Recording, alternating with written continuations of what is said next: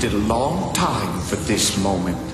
With your help, I shall soon have all the power I need, and that meddling fool Arago will no longer be able to protect you. That's it, Monsieur Verne. The future, Monsieur Verne. Open your mind and show me the future.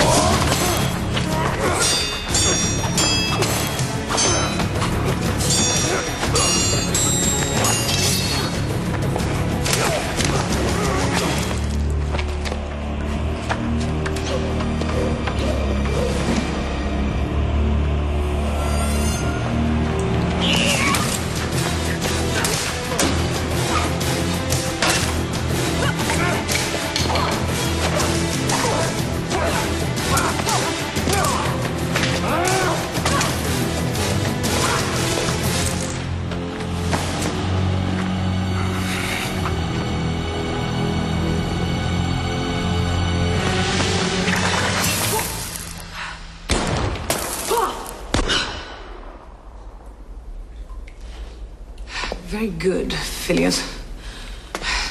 But, since when did we start using real ammunition? As you know, my dear cousin, you don't encounter blanks on missions for the British Secret Service. Uh-huh. Thank you, Rodney.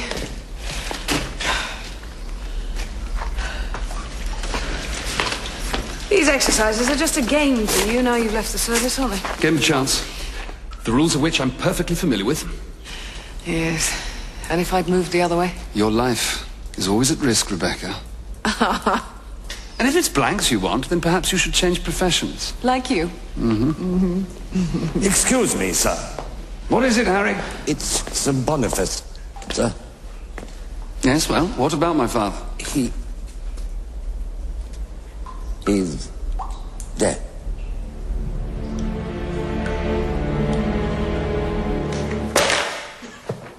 King Philip IV established a new legal structure for the state. A new legal structure. And although he did lay violent hands upon the Pope and is responsible ultimately for the removal of the papacy to Avignon, he was fair to the people. The value of a coin was no longer determined by its weight, but by confidence. The confidence of the people in the state. Why then was he known as the Curse King? Only to those without vision. The vision of the future.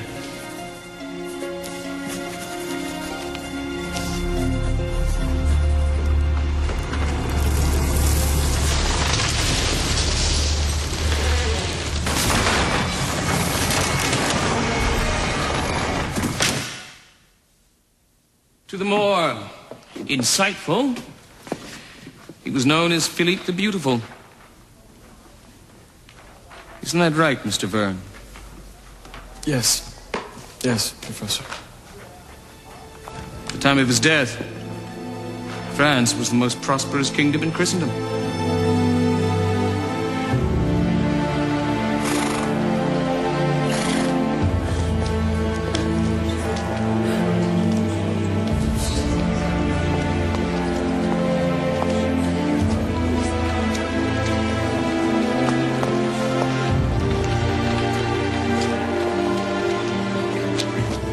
It was a most fitting memorial service, Miss Fogg. Our country will always be grateful to your guardian. Thank you, Your Majesty. Mr. Fogg, I want you to know there will always be a place for you. Thank you, Prime Minister. But I believe you already know that,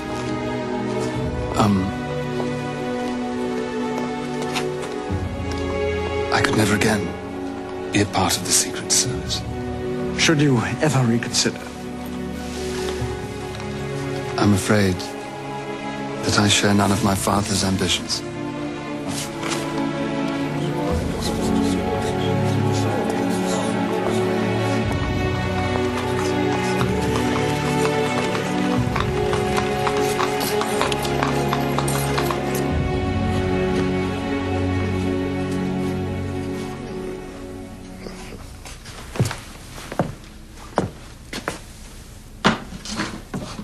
Now that I'm head of the service, I shan't be running things in the same manner as your guardian. But I expect you to. Oh, yes. I shall carry on as I always have, Sir Jonathan. Good. Now, your assignment, not a difficult one. An invention known as an encryptor has gone missing from the Royal Academy of Physics, along with its inventor, a certain John Dickens. And, what does the encryptor do? Nothing terribly remarkable. But placed in or sold to the wrong hands, it could be helpful in decrypting. So it's a matter of national security. No, it's a matter of theft, Miss Fogg, and rather petty theft at that, nothing more. Dickens was the most junior of technicians at the Academy. We've traced him to Paris, where he knows exactly one person of any consequence, a law professor at the Sorbonne called de Morancy. I suspect you'll find him there. You will, of course, be incognito. Your Constance Knight, the Law Department's new assistant. Yes, well, very well then. Miss Fogg, I didn't get a proper chance to offer you my condolences. Oh. Thank you very much, Sir Jonathan. And, I shall have a report on your desk in a week's time.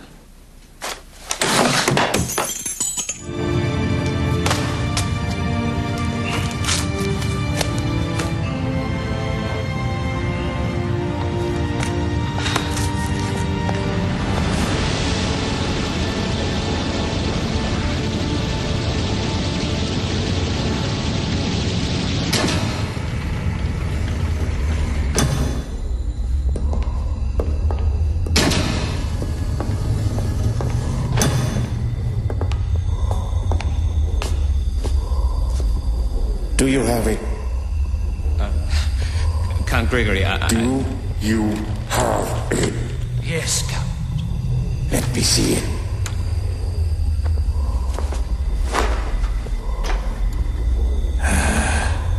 Beauty. The beauty of it. Yes, Count, I was sure you would find it... Silence. Does it work? Oh, yes, Count. It most certainly does. Excellent. Are you prepared, Professor Dickens? When the power source mechanism is perfected, we'll be ready for Mr. Verne. Good.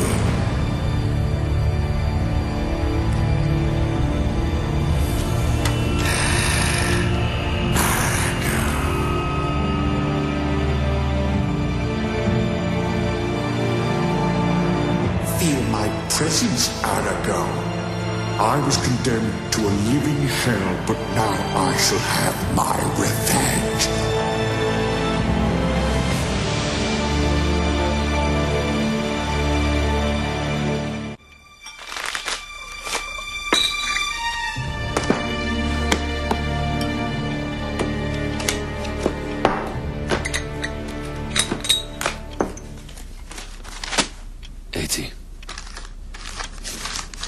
You've certainly increased the stakes for this.